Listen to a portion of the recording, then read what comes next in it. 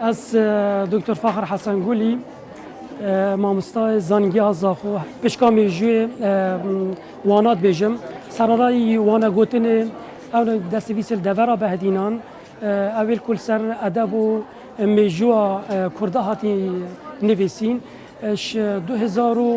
ام بیجینش 18 ورد پروژه که دست مدابی سروان هل بزواند که دیوان توانه حتانو که ناتین چاپ کردن اول کل دورا بهدینا که تقریبا 29 هن شوان 29 ها 4 شوانایت باکور کردستانی نه و هیچ وانا جی محمد البشر بعد بکتو کسر میشه مدل بکسر که نیبی یعنی اروپا در سیاق آمد کردن که بشتی محمد البشر بعد کسر حد کنه اوی خرکت قطعان اوی خرکت کجوین اوی فلان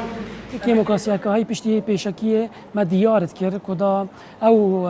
خالد کو یت سرکه میجنید گرنگ توی پیشکیه دا رون آشکرا ببن نوارکوان هلبستن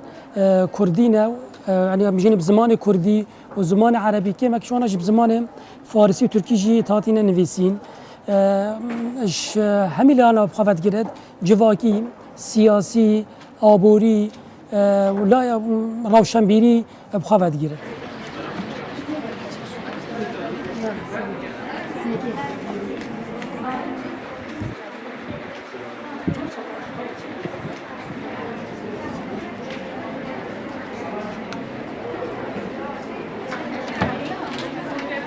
يلا جرب شوية حتى زد ما مشار حتى بيستنه برهم بدماهي كاتين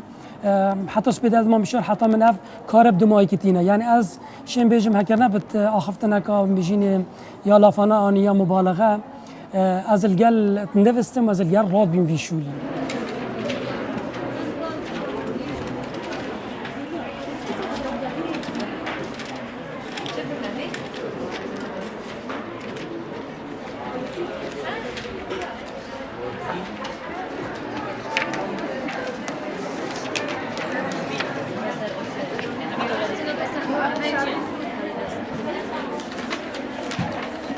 گلک بگوت گلک به پسیارت که بچی تا افکاره تا مثلا تا کم که تا سر کار کردیم من